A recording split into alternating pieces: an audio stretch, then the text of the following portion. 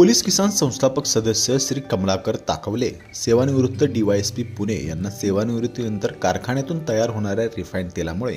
मानवी आरोग्यावर होणारे दुष्परिणाम लक्षात आल्याने आपल्या सेवानिवृत्तीनंतर मानवी जीवनाच्या निरामय आरोग्यासाठी लाकडी घाण्याचे तेल व्यवसाय 3 वर्षापूर्वी महर्षी ऑइल नावाने सुरू केला आणि आज 3 वर्षात त्यांची व्यवसायाची भरभराट झाली आहे आणि या माध्यमातून त्यांनी रोगमुक्तीचे मिशन सुरू केले आहे।